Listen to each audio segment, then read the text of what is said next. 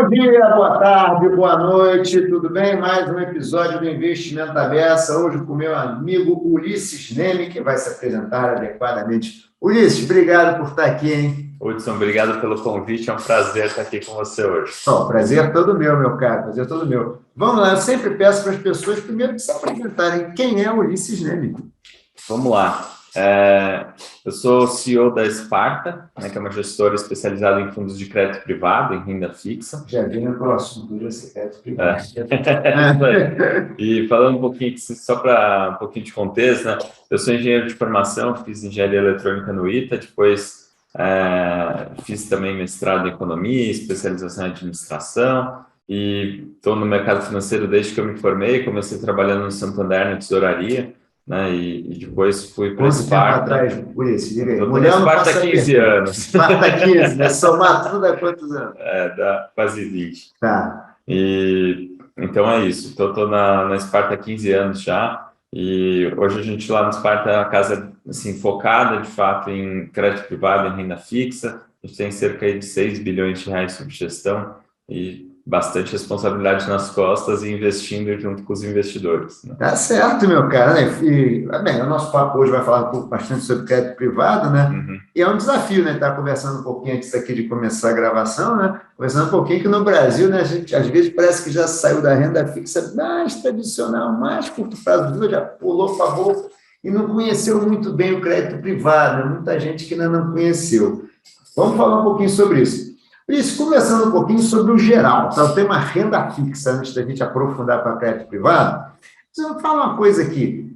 A gente está no momento aí, ciclo de alta de juros, que veio de 2, já está em 12,75, provavelmente vai subindo para 13,25 ou mais e tal. E aí temos hoje em dia uma pós, é um indexado. Perfeito. Como é que você vê isso aí? Essa, na verdade, a primeira decisão dentro da renda fixa é qual das modalidades, né? Se você quer ficar no pós-fixado, né? Os fundos DI, por exemplo, normalmente não tem volatilidade, mas assim, é definido normalmente pela Selic, né? O percentual da Selic. Daí você tem o pré-fixado, que é uma taxa que você já conhece, né? Esse tipo de investimento eventualmente pode oscilar um pouquinho, então tem momentos que é melhor ou pior, mas o importante é que você já conhece qual que é a taxa que você está investindo. Tem indexado à inflação, que traz uma proteção justamente contra a inflação, né, que é um terror aqui dos brasileiros desde sempre, e que ultimamente, infelizmente, tem estado na mídia com mais evidência do que seria desejável. Então, normalmente, quando a gente investe em inflação, a gente ganha não só a inflação, mas uma taxa pré-fixada junto. Então, o investimento em inflação, normalmente, ele é uma modalidade híbrida, né? Tem uma parte pós e uma parte pré. Tá, mas aí, Luiz, que tem que ter cenário na frente, né? Assim, o que você espera para frente? Eu acho que tem que ter um pouquinho dos dois, né? Tem que ter um pouquinho de cenário, tem que ter um pouquinho de suitability. Suitability, entender para que você está investindo, né? Então, você tem, assim, se você está fazendo um investimento mais a longo prazo, provavelmente você vai querer tomar um pouco mais de risco, daí talvez pré-fixado, indexado em inflação sejam mais adequados. Se você está pensando mais em uma liquidez ou alguma coisa que você vai precisar dessa liquidez no curto prazo, em alguns meses, provavelmente você vai dar preferência para o pós-fixado, né? Então, você acha que tem esses dois lados, né? E às vezes também depende do tipo de ativo, né? Então, depende de como você vai encaixar isso dentro da sua carteira, né? Lembrando que o ideal é que todo investidor sempre tenha uma carteira equilibrada, que tenha justamente desde a renda variável, passando pela renda fixa, e dentro de cada uma dessas categorias que tenha justamente as suas subcategorias, né? Tem a sua diversificação toda, de acordo com o perfil do investidor, com os objetivos, etc. Na verdade, a palavra sempre vou lembrar, né? Diversificação, né? Sempre. Não tem mágica. Não tem mágica. E quando a coisa disso? Uma pergunta que eu ouço aí de vez em quando, assim, que eu comprei um fundo, você falou proteção, né? Eu comprei um fundo IPCA, um fundo, né? Um ativo IPCA+. Cara, mas a inflação está indo para um lado, o papel está indo para o outro. Nossa, boa pergunta, Hudson, que isso é super comum, é uma dúvida super comum, acho que a gente responde lá na Sparta todos os dias essa dúvida, né?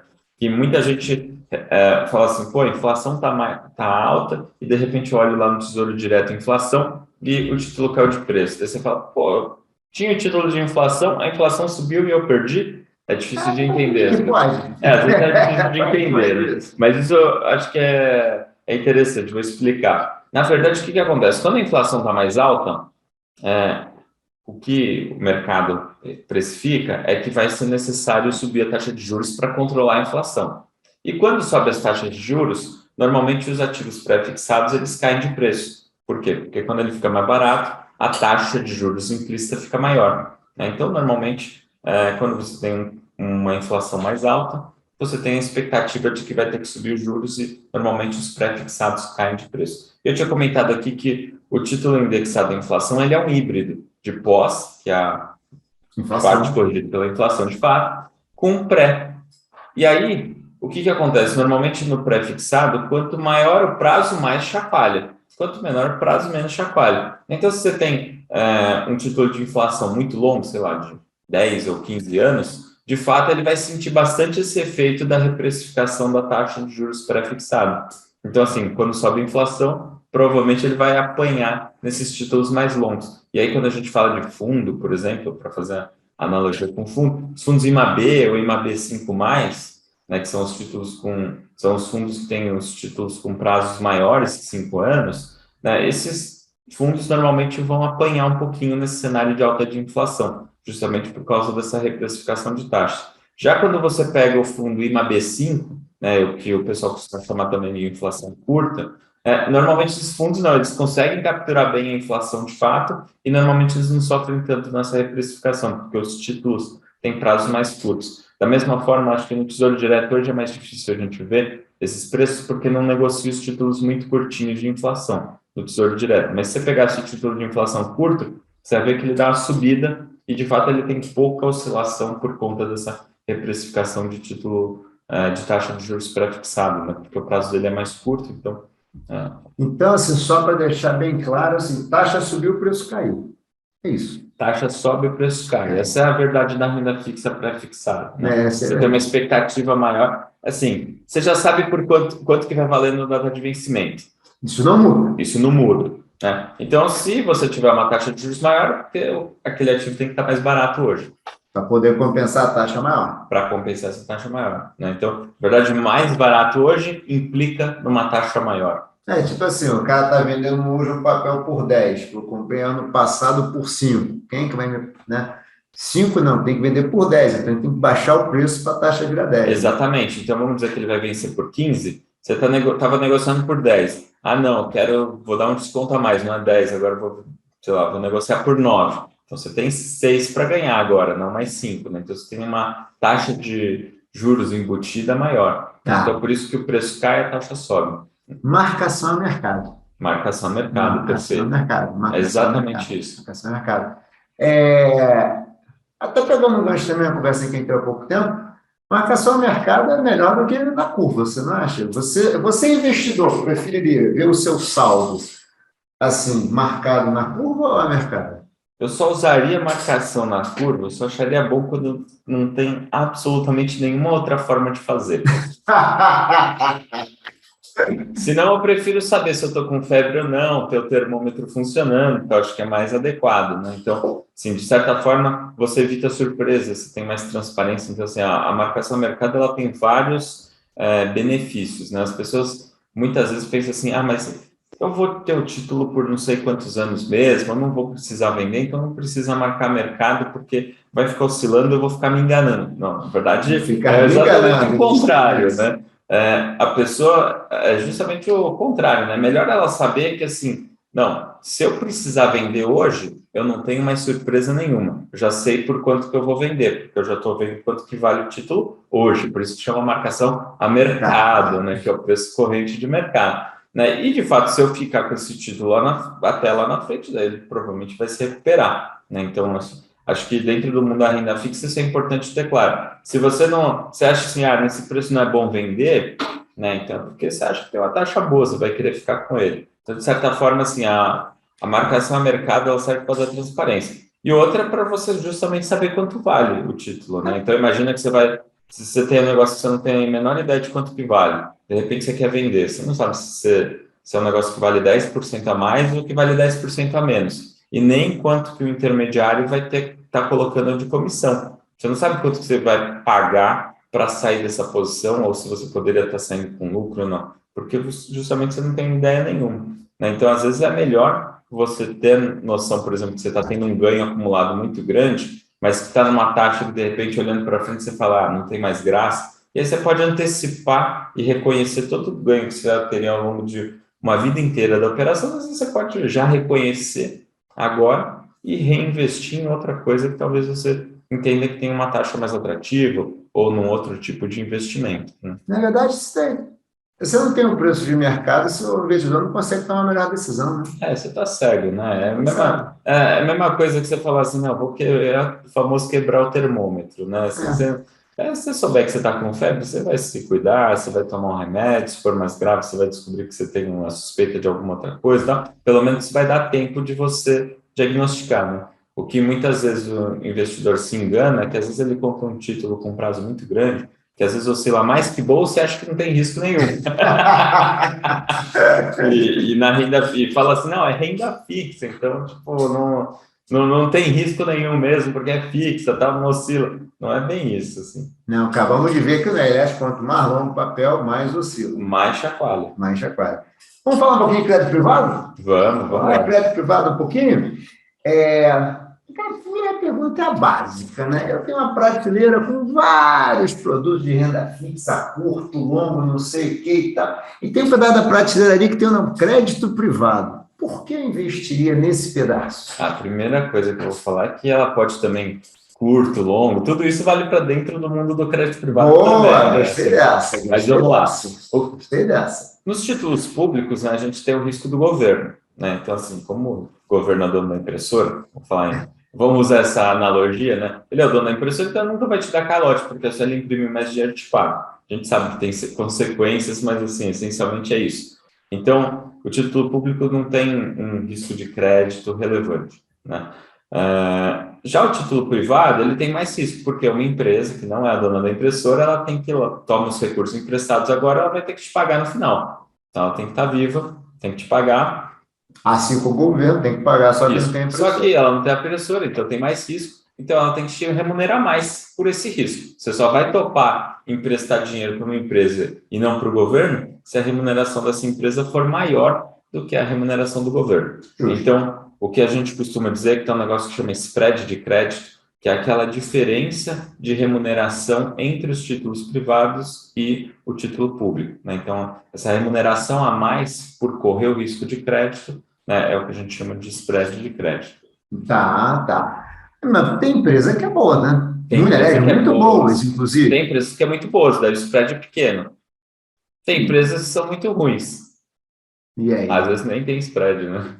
Às vezes aí o investidor é meio... Mas, basicamente, para até contextualizar um pouco, né, uma coisa que se usa no mundo inteiro, aqui no Brasil também, são os ratings, né, que ajuda a classificar em, vamos dizer assim, categorias, né? Então, você tem assim, ativos, normalmente o AAA, né, é uma categoria de rating, que são os ativos muito, muito, muito sólidos. Eles independem, inclusive, de como está o cenário econômico. Assim, são tão sólidos que tanto faz se o mercado tá empresa bom, tá ruim. Grande, bem administrada. Vamos dar uns exemplos aqui. Os grandes bancos comerciais aqui no Brasil são exemplos de AAAs.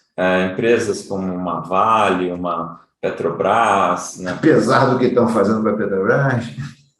São empresas muito grandes que têm, assim... Tem estruturas de capital razoáveis, né, sólidas, que não dependem tanto assim dos ciclos e, consequentemente, não existe uma dúvida se eles vão ou não repagar a dívida deles. Né? Então, não existe uma dúvida relevante. Então, assim, essas são as empresas que é o AAA.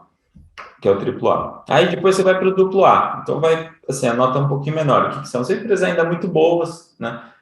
Mas que talvez elas, assim, num cenário mais desafiador, talvez elas suem um pouquinho mais para pagar ali, então não é nada que se espera, mas eventualmente pode ter um pouquinho mais de dificuldade. Depois tem o A, que é um degrauzinho a mais de disposição da empresa aos ciclos econômicos, e até o BBB, que diferente não é o programa. Não é o programa, né? O BBB seria o último grau que a gente ainda considera que é grau de investimento. Né? Então, são empresas que ainda têm, assim, são títulos que são investíveis, que você pode falar assim, não, investe porque o nível de risco é baixo, mas que, assim, se tiver um cenário mais desafiador ali, um cenário econômico mais desafiador, pode ser que essa empresa venha a ter dificuldades para repagar essa dívida sim. Então, normalmente quando a gente está falando do triplo B, A, duplo A e triplo A, são assim os ratings aí apontados pelas agências de classificação de risco, que indicam que aqueles títulos são seguros, né? Aquele título de crédito privado são seguros, é o que a gente chama de grau de investimento, né? Tá. Isso aqui no Brasil e no mundo inteiro, né, se usa isso. Uma coisa que eu ouço bastante, assim, que no Brasil a gente, para investidores em geral, só compram, né, ou só se vendem para eles, ativos de crédito de baixo risco. Mas que no mundo, nos Estados Unidos principalmente, não é incomum que as pessoas comprem títulos de crédito de baixo. Não de baixo, né, de risco moderado, até baixo, talvez, né? Assim, nos mercados mais desenvolvidos, né, eles usam a seguinte terminologia, né, o high grade, que seria a qualidade alta, Que é o que você estava falando. E ter o high yield, que é a remuneração alta, né? Mas vamos combinar, na renda fixa é mais claro do que nos outros mercados. Quando você tem uma remuneração alta, significa que você tem risco alto também, né? Então, lá eles usam esse high grade, high yield, né, essa terminologia. Aqui no Brasil, a gente não tem um mercado ainda tão desenvolvido de high yield, né, que seriam esses investimentos mais com mais risco, mas normalmente mais estruturados, talvez ainda não tem um mercado tão grande assim junto ao público investidor, né? Isso fica mais para os investidores sofisticados, tal. Até tem alguma coisa, e são tem alguns gestores, alguns outros tipos de operação de bancos, às vezes, que fazem esse tipo de investimento, né? Tá. Para te fazer uma pergunta aqui, que a gente está falando muito do produto, né? Sei lá, um CD, uma debênture, alguma coisa assim. O que você acha, hein?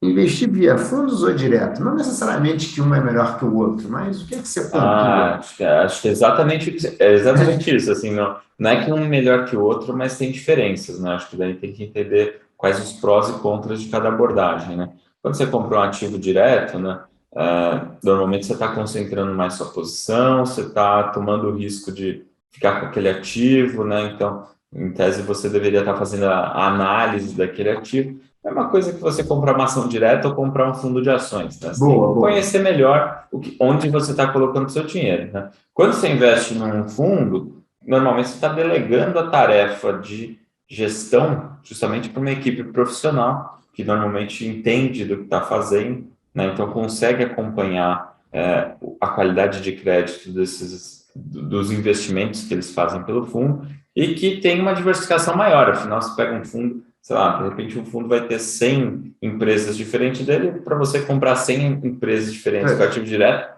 assim, você não vai conseguir porque você teria que ter uma quantidade de dinheiro absurda, daí você vai concluir que é melhor ter um fundo. Mas assim, você teria que comprar uma quantidade muito grande de ativos, ao mesmo tempo você ia falar assim, putz, daí eu preciso ter liquidez para isso, eventualmente ter um intermediário, fazer o controle disso, é uma complicação enorme. Então, normalmente, você faz, assim, eu acho que acaba tendo mais vantagens, normalmente, de investir via fundo. Mas, às vezes, pode ser melhor investir num ativo direto. Diga. Por exemplo, quando você tem uma simetria que o fundo não tem. Então, por exemplo, um título, um CDB de um banco. É melhor comprar como pessoa física que você tem o FGC do que como um fundo que não tem FGC. Verdade. Então, assim, às vezes a remuneração que você vai ter num determinado ativo ali é maior, né, porque você pega um banco médio, ali, às vezes ele vai pagar uma taxa maior, aí você tem a garantia do FGC, tudo bem que limitada até um determinado valor, e aí você está tomando um risco normalmente bem maior, mas tem a garantia do FGC, daí você tem que avaliar como que fica isso dentro do seu contexto, mas pode justificar. Ou então, às vezes você tem um ativo que tem um incentivo fiscal, né, e que dentro do fundo não tem, porque você vai ser tributado. É verdade. Às vezes você vai ser tributado no fundo e, de repente, LCI, LCA, CRA, CRI, etc. Tal, você pode, até as debêntures de infraestrutura, né? As debêntures de infraestrutura, você pode investir diretamente nelas e tem um incentivo fiscal, você não paga IR, se for pessoa física, e dentro do fundo, o fundo não paga IR, mas assim, a sua aplicação no fundo vai pagar IR. Né? A menos em alguns casos específicos. Né? Então, os fundos de debêntures incentivadas, né, os FI-Infras, por exemplo, eles também são isentos.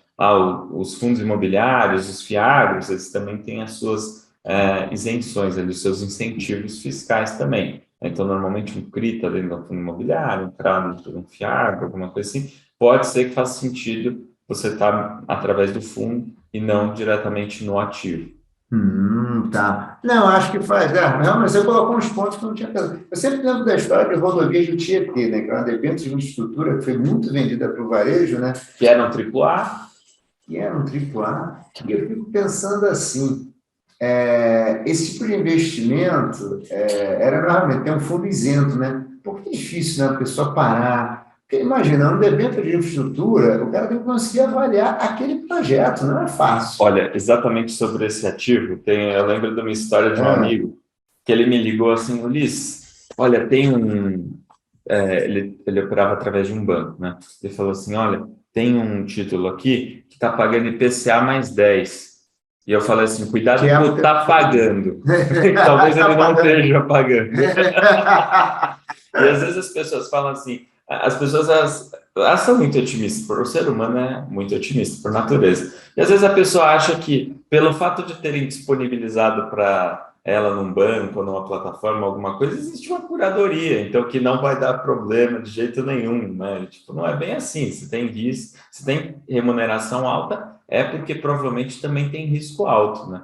E justamente naquela época tem isso. E aí um outro caso também que eu gosto de chamar a atenção especificamente sobre rodovias de Tietê, que você vai olhar e os gestores de fundos de debêntures incentivados não tinham esse papel na carteira, assim, nenhum. Por quê? Uau! Por quê? Porque tem uma análise de crédito, porque está acompanhando o que está acontecendo, etc. E eventualmente vai desinvestindo nessa. Eventualmente tinha um gestor qualquer que tinha posição, começa a ver que tem uma deterioração. Antes disso virar uma coisa bem clara de que deu problema, às vezes o gestor já está se desfazendo do papel, etc. Então, de certa forma, você pega vários casos já que a gente teve, não só das debêntures incentivadas, mas debêntures em geral, o gestor às vezes até teve o papel em algum momento da vida dele, depois ele não tem mais, ele vendeu. E aí Começou a ver deterioração ali, eu nem tem alguma coisa ali o que não negócio está começou a boa. ficar estranho e tal. Tipo, nas empresas, ainda que a rodovia de Tietê não é nem listada, né? Mas às vezes é pelo próprio comportamento da ação, né? A pessoa já começa caindo cada vez mais essa ação, e, você começa a ver que a margem de segurança que tem para o credor é cada vez menor, tal, mas vamos sair disso daqui, né? Mas essa informação que você deu é realmente relevante, né? Assim,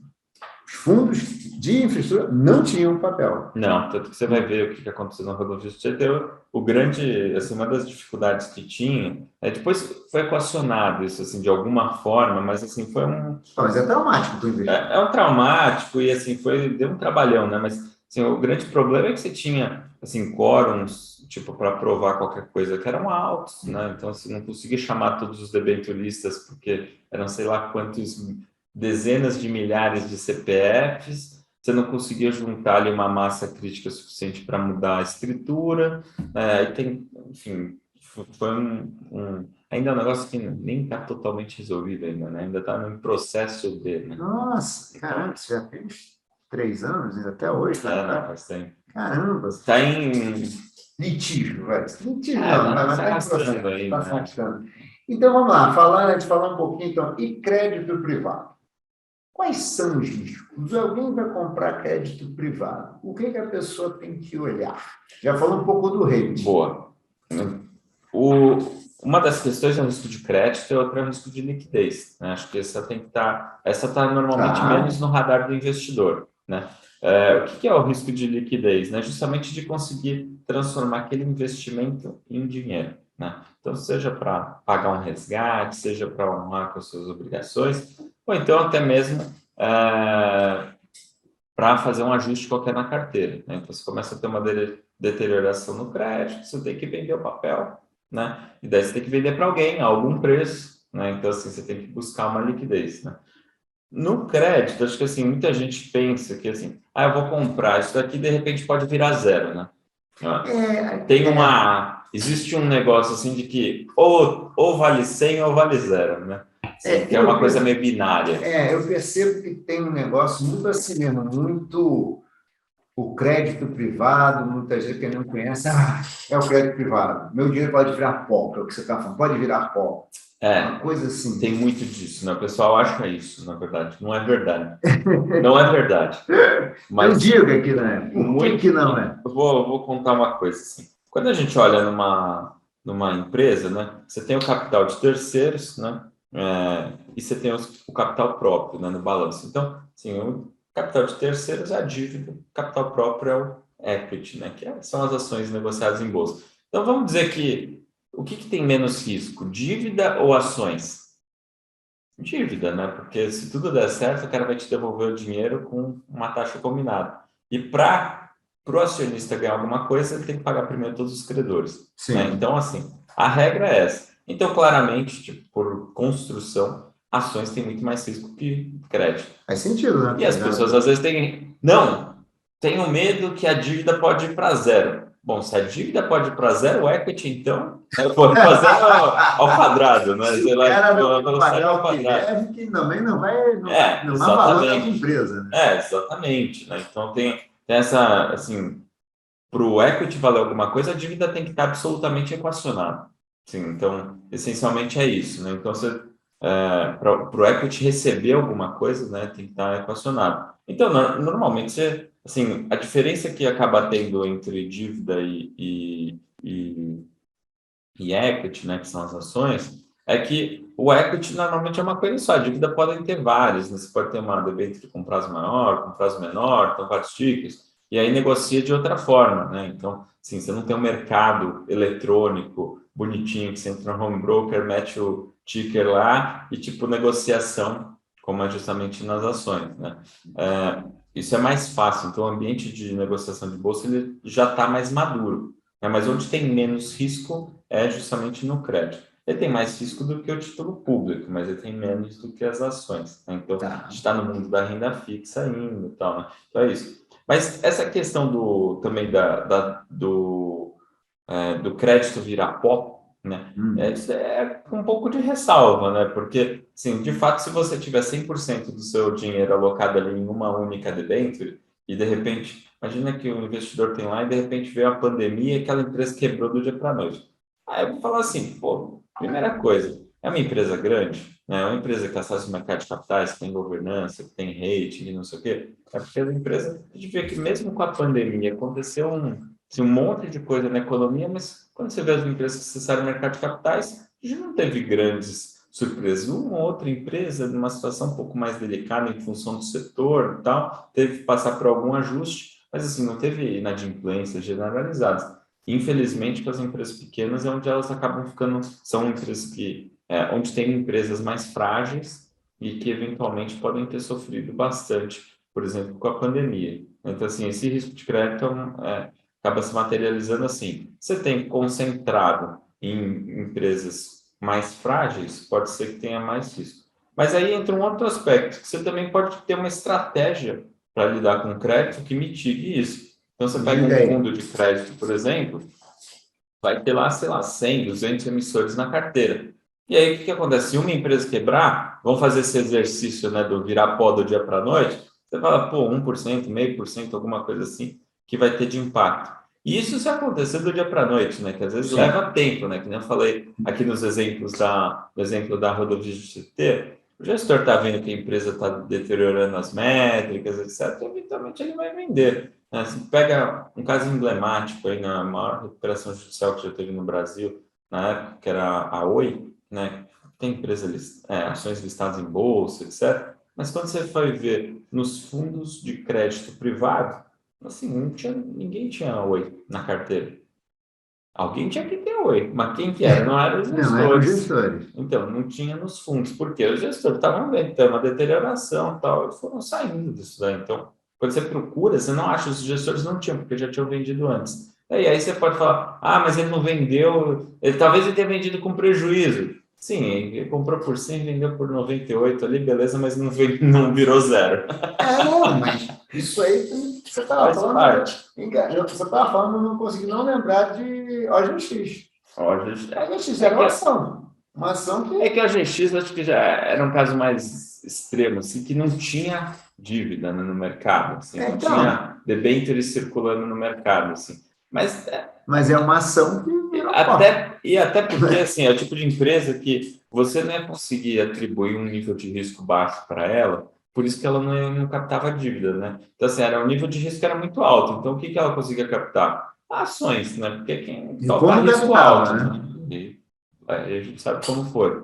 Mas, assim, não tinha uma estrutura, assim, não tinha dívida, assim, uma estrutura, não, ainda era pré-operacional, né? Tinha toda aquela coisa, uma operação muito incipiente, a geração de caixa ainda não era uma questão clara, né? Normalmente, as empresas grandes que acessam o mercado de capitais, normalmente elas são empresas de setores regulados, ou empresas muito grandes, com boa governança, solidez financeira, tal, né? Então, assim, em especial, o setor de infraestrutura, né, um setor que acessa muito o mercado de capitais, por quê? Porque é um setor regulado, né? Normalmente são setores regulados, então energia elétrica, saneamento, rodovia, tal, que você tem a regulação por um motivo, para reduzir o risco. Para quê? Para você possibilitar que essas empresas consigam captar recursos de longo prazo com investidores. Então, assim, o órgão regulador ele tem uma missão clara ali, é evitar os abusos, né, numa ótica concorrencial e, do outro lado, reduzir o custo de capital para dar segurança para justamente as empresas conseguirem captar recursos de longo prazo a taxas razoáveis, ou seja, taxas de baixo risco, porque a população vai se beneficiar com isso, né? Vai viabilizar construir uma hidrelétrica, uma linha de transmissão, uma estrada, qualquer coisa assim, né? Uma rede de saneamento e tal. Tá. Quanto a coisa, essa pergunta é mais conceitual. Assim, por que você acha que o mercado de crédito privado no Brasil, que você está falando da bolsa do home broker, né? Compra, não sei o que e tal, né? Se quiser falar também como é que é no mundo, por que o nosso mercado de crédito, porque o mercado de renda física é enorme no Brasil, muito maior que o de bolsa. Mas por que o mercado de crédito é tão, digamos assim, pequeno? Por que ele não é eletrônico, né? Essa é a pergunta que é outra que é a pergunta. Eu não sei responder isso, porque no mundo inteiro e aqui no Brasil não é diferente. A gente tem um mercado de bolsa já bem desenvolvido, as ações negociadas lá, e o mercado de dívida normalmente ele é um mercado de balcão, é um mercado que ele não é eletrônico, né? Assim, quando eu falo que não sei, na verdade eu acho que tem algumas suspeitas aí, né? Por exemplo, quando você compra vou dar um exemplo assim para já ir direto, né? Bom, pegar um grande banco comercial, você vai comprar um CDB. Né? Você comprou um CDB com uma determinada data de vencimento. Se você for amanhã, você vai comprar um outro CDB com outra data. Então, quando você vai ver, ele não tem uma ação. Desculpa, ele não tem um título de dívida. Ele tem milhares de títulos, cada um com uma característica diferente. Tal. Então, assim, e por isso são tantas características, tantos vencimentos diferentes. Você não tem assim que nem a ação que tem uma única ação, ou às vezes duas ações. Você vai lá, tem um tickerzinho fácil e negocia. Ou NPN, né, alguma coisa assim, e que você negocia fácil isso na bolsa, né? Então, você pode ter um monte, né? Então, quando você vai ver os tipos de plataformas eletrônicas de negociação que tem para crédito privado, que normalmente não estão disponíveis para o varejo, né? Você vai ver, eles normalmente organizam assim, por emissora. Então, sei lá, a Petrobras tem títulos que vencem tal ano, então cada um deles. E aí, como que você precifica isso daí? Como é um nível de risco menor, você vai precificar em função da taxa de juros, né? Também do risco de crédito da empresa, daí tem uma certa arbitragem, então tem todo um mecanismo complexo justamente que decorre de ter muitos parâmetros muito diferentes, né? Então não é que nem ação tem uma só, né? Você tem um ponto, porque no mundo também eu já ouvi falar que o mercado também não é um mercado não é um mercado de balcão no mundo inteiro. E acho que assim também mas também que tem balcão que é eletrônico, onde você coloca a ordem, nego agride a ordem. Hoje em dia já assim aqui no Brasil mesmo existe isso também, ainda não decolou então. Não decolou em termos de liquidez, mas existe já isso, né? Mas assim, acho que tem um pouco disso, das pessoas, quero especificamente essa negociação, então vou fazer direto, vou buscar um comprador para isso. Você, principalmente para volumes grandes, se você não faz os negócios em bolsa. Se você vai negociar, sei lá, a gente vai negociar 100 milhões de reais de uma determinada debênture, né? Diferente de você negociar 100 milhões de reais de uma ação, né? 100 milhões de reais de uma ação é um volume bastante relevante, né? Já em debênture, às vezes você faz isso daí, tipo, é uma boleta, assim. Você acha um outro cara que também tem porte para comprar 100 milhões. E o que tem a ver isso? Que o risco desses 100 milhões de reais, né, em dívida, né, em crédito privado, é muito baixo, né, às vezes. E diferente da ação que pode oscilar loucamente, né? Tá. Agora, voltar um pouquinho à questão da liquidez. Essa boleta de 100 milhões, ela vai para o mercado e tem liquidez, ou essa boleta grandes assim, de 100 milhões acaba indo para o bolso de um cliente, duas, meia dúzia de clientes, e acaba não gerando liquidez? Então, você tem vários tipos de investidores, né? Você tem desde um fundo de pensão, né? Você tem seguradoras, bancos, fundos, pessoas físicas, varejo, né? Tem os investidores mais sofisticados, gestores, tal. Então, assim, tem uma gama enorme de investidores. Então, assim, tem um bolso para tudo, né? Então, boletas grandes, às vezes ficam... É mais fácil sair negócio com um determinado tipo de investidor ou com outro, né? E às vezes você pode acessar isso diretamente. Então, se você quer negociar com um banco, às vezes você pode ligar direto no banco para negociar, ou então às vezes tem um corretor que tipo sabe quem que negocia aquele determinado papel, vai procurar liquidez, ou se tem uma determinada plataforma, um private de um banco que faz essa negociação, ele sabe acessar, sabe qual que é o nível de preço, aí tem uma negociação, né? Em que nível de preço sai negócio ou não, né?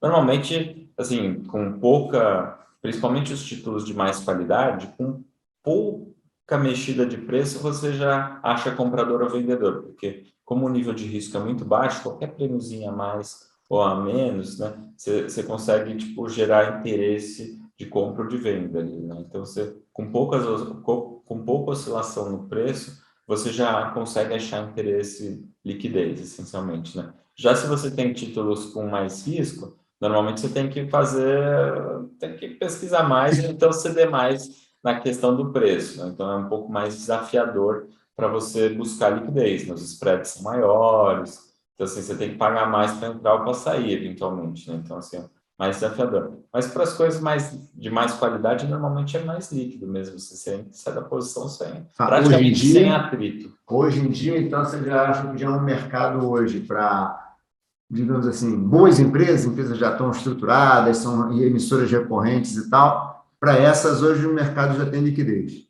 Tem, e tipo, e essa liquidez crescente, tá? Assim, cada mês você vê volumes de negociação no mercado secundário maiores que o mês anterior, assim, volumes relevantes, né? O que eu falei, às vezes você precisa negociar 100 milhões, a gente lá nos parques negocia, sei lá, 500 milhões a 1 bi por mês de crédito privado, assim, tem todos os tipos de 15 ativos. anos atrás devia ser uma figurante. Putz, há 5 anos atrás era completamente diferente. Assim, o mercado já negociava uma fraçãozinha do que é hoje, né? Assim, e há 10 anos atrás, quando a gente começou, praticamente não existia mercado secundário, né? Quando a gente começou a parte de crédito, de renda fixa, né? Lá no SPAC, praticamente não tinha mercado secundário. Então era um negócio muito mais difícil de equacionar que os volumes eram menores e tal. É bem mais difícil. Hoje em dia tem um monte de gestoras, tem um monte de investidor, já tem assim, os privates, as plataformas, todos eles já negociam. Assim, o investidor já fica com a dúvida se compra ativo direto ou se compra um fundo, né? Ou seja, só isso já mostra que teve um amadurecimento do mercado, né? E um outro ponto importante é justamente a questão da marcação mercado, né? Que você já comentou hoje, né? Se a gente pegar hoje, a Ambima divulga preço de referência de títulos públicos há muitos anos, né? E hoje em dia ela divulga também de crédito privado, né? Então, você tem CRI, CRAP, DIC, debênture, não sei o que, tudo tem referência de preço pela Ambima, que dá para o investidor assim, um norte de onde está, para os gestores, para todo mundo, assim, onde que é o nível que sai negócio, onde que tem o nível de preço justo, vamos dizer assim, de todos esses investimentos, esses papéis, né? Maravilha. Então, assim, hoje em dia tem informação, né? Então, assim, teve um amadurecimento. A gente olha esses últimos 10 anos, o que aconteceu, uma coisa fantástica, assim, um amadurecimento sem igual. Quem está entrando no mercado há poucos anos, olha assim, diz, pô, o mercado brasileiro aqui é de complicado, mal sabe como era 10 anos antes, né?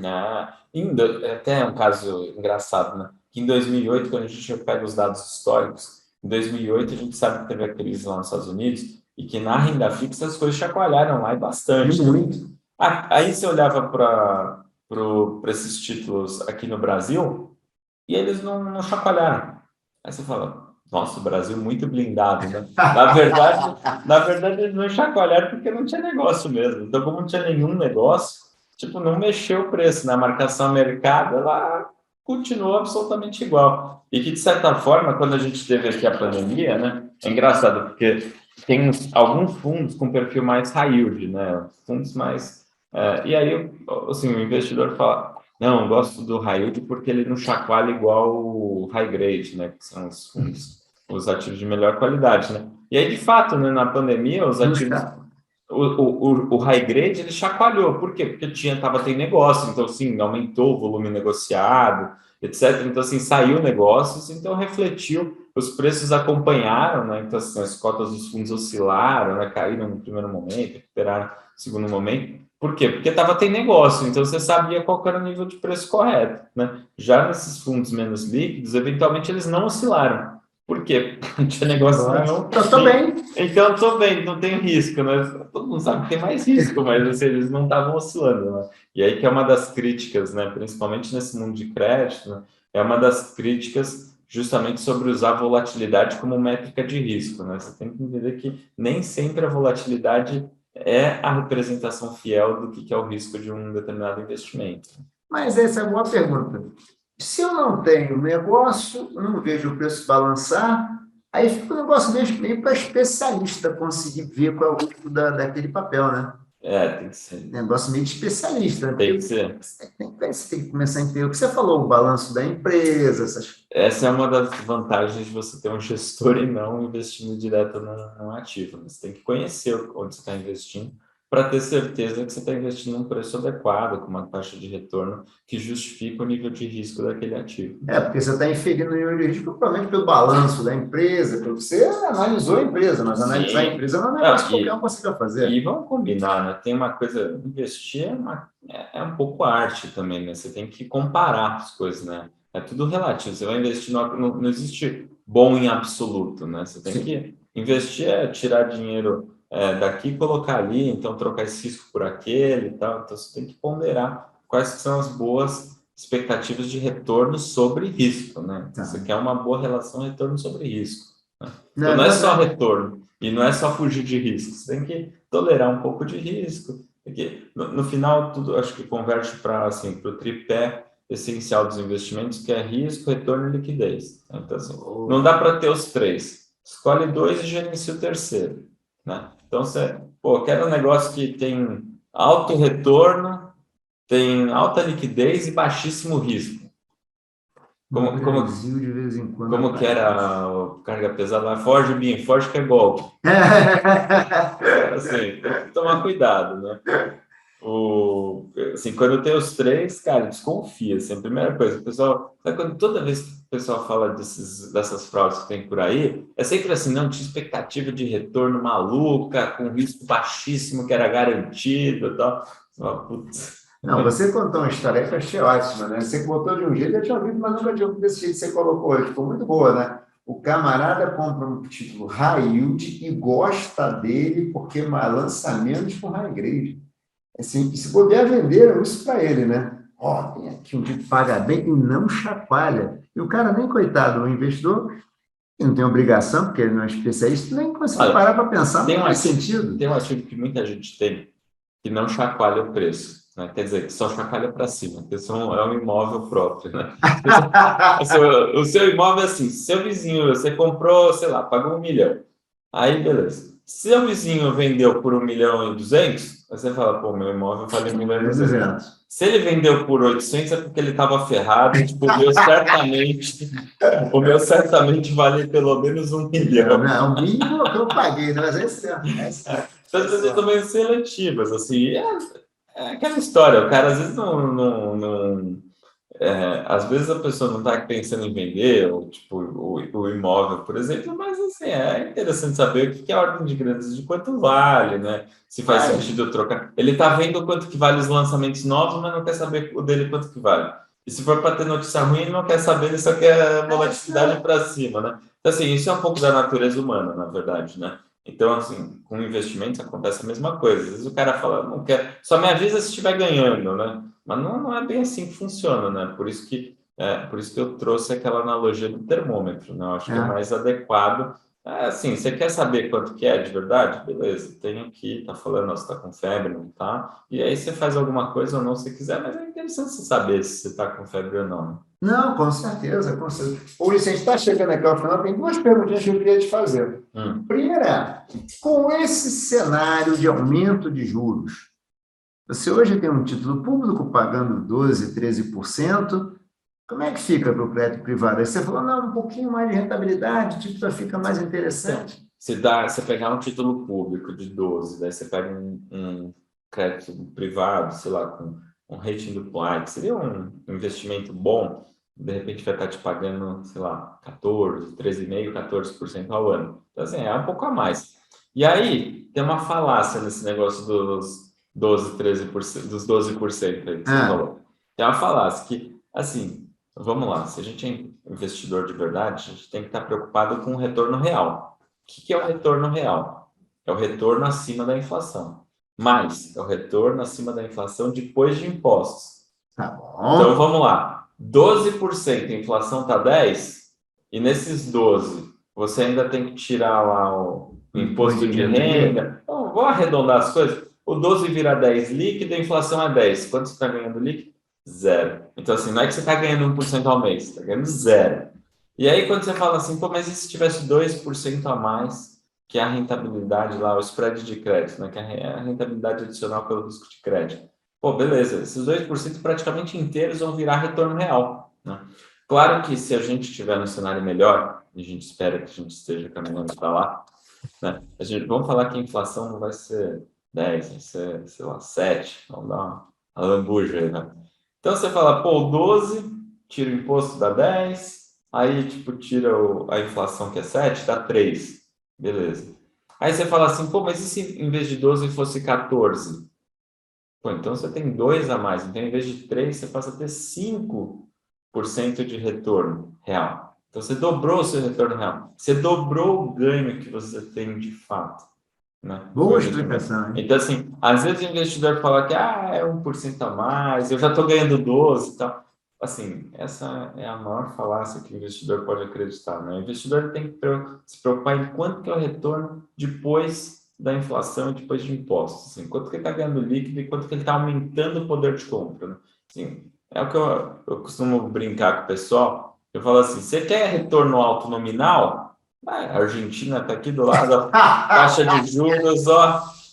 Só que ao mesmo tempo você vai ter uma inflação muito alta, né? Ou você nem sabe quanto que é a inflação, né? Pior ainda, né? Então, assim, o ponto é, você quer, na verdade, ter um retorno real adequado, né? E daí você tá 12, se tiver 20 com inflação de 18, você tá, na verdade, você pode estar ganhando 20 e, na verdade, você está perdendo dinheiro que não paga nem o imposto ali. Não, esse negócio da Argentina, inclusive, lá o termômetro está quebrado há muitos anos, né? Para finalizar, Ulisses, a sua especialidade, o que o investidor deveria olhar antes de investir em um fundo de crédito? Muito bom. Ótima pergunta. Sim, se eu fosse... É engraçado, porque quando negocia o título de crédito direto, né, ele negocia a taxa que ele espera ter de retorno, né? Então, eu vou comprar um título que está pagando IPCA mais 5. Eu vou comprar um título que está pagando IPCA mais 6,5. Ou eu vou comprar um título que está pagando 12% ao ano. Beleza. E aí, quando ele vai investir no fundo, o que ele olha? A taxa de administração. Mas, na verdade, a pergunta que ele devia estar fazendo na hora de investir no fundo é assim, qual que é a taxa média da carteira desse fundo? Porque, a assim, rentabilidade média, né? Qual que é a expectativa de retorno, né? Ou seja, o que seria um fundo, o que seria um título comparável? E como que você resume essa carteira? Então, você deveria estar mais preocupado do que com a taxa de administração, com quanto é a expectativa de retorno, né? Então, sim, se você sabe quanto que é a taxa média da carteira, aí você, de fato, vai tirar a taxa de administração e aí sim você vai chegar no resultado, né? Mas as pessoas normalmente não perguntam a taxa média da carteira nos fundos de renda fixa, que deveriam perguntar, né? E ao mesmo tempo, fica no escuro, né? Porque a informação... E ao mesmo tempo pergunta assim, não, mas quanto que é a taxa de administração? Então eu vou investir no fundo com a taxa menor, né? E aí fica aquela coisa estranha, né? Porque você pegar, por exemplo, comparar banana com banana, maçã com maçã.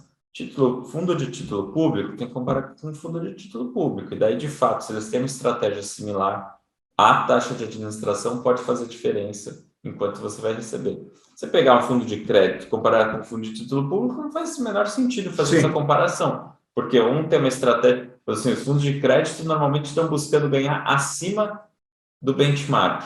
Você pega os fundos que só compram títulos públicos, normalmente eles vão ganhar benchmark menos taxa de administração, né? Sim. Então, assim, a diferença enorme, né? Então, não são nem comparáveis, né? E aí vem um ponto, né? Então, você tem que saber o que o fundo faz e, especificamente nos fundos de renda fixa, e daí em crédito privado ou não, você tem que entender qual que é a taxa média da carteira. E eu acho que vale a pena também, acho que você vai concordar, olhar um pouco o estilo do gestor também, né? Quem é o gestor, como é que é a governança. Se é um fundo mais passivo, se é um fundo mais ativo, né? Isso faz muita diferença, né? Você ficar pagando taxa alta em fundo que tem um perfil mais passivo, né? Que se o gestor ele não está praticamente não está agregando valor, ele só está replicando uma carteira fixa, ou só está sempre comprando o mesmo tipo de título ali e tal, às vezes não tem muito valor agregado, então de fato você tem que pagar pouco para esse tipo de fundo, né? Que é toda a discussão que a gente já vê hoje em dia muito mais madura sobre os fundos de reserva de emergência, né? Tem fundo com taxa zero já, tem fundos com... Assim, ninguém está mais aplicando aqueles fundos daí que tinha antigamente lá, que paga, tipo, tinha taxa de administração de 2%, 4% para ficar comprando título público, né? Isso não existe mais, né? Felizmente, né? Mas hoje já tem bastante, a pessoa já amadureceu bastante, né? E nos fundos de crédito privado, especificamente, acho que também hoje em dia, assim, principalmente gestores independentes, já tem um padrão de taxas que são bem razoáveis e bem compatíveis entre si, e daí você vai ver mesmo o que é o nível de taxa da carteira, que é a principal diferenciação. Tá certo, isso, tá certo. Isso, temos que acabar. Então, eu vou te pedir para deixar uma mensagem para quem está nos vendo, nos ouvindo. Hudson, eu queria agradecer muito aqui a nossa conversa, acho que foi muito boa, e acho que para os investidores, assim, tem que ter em mente justamente um pouco do que a gente falou aqui, que a renda fixa, ela pode oscilar sim, isso pode ser oportunidade, acho que é melhor saber onde você está entrando sempre, e sempre manter uma carteira diversificada, equilibrada. Então, nada de ficar com esquizofrenia e de repente estar all-in em ações, de repente está all-in em fundo DI, né? Acho que tem aí o saudável mesmo a longo prazo, que mais ganha dinheiro a longo prazo, na verdade, é quem tem uma carteira equilibrada e que é compatível com o seu perfil de investidor, que vai dormir bem. Vai dormir tranquilo. Vai dormir tranquilo. Tá certo, Ulisses. Muito obrigado. Obrigadão, Ulisses. Gente, mais um episódio do Investimento Aberto, hoje com o meu amigo Ulisses Neme da Esparta. Muito obrigado, Ulisses. Gente, abraço, saúde para todos. Tchau, tchau. Até mais.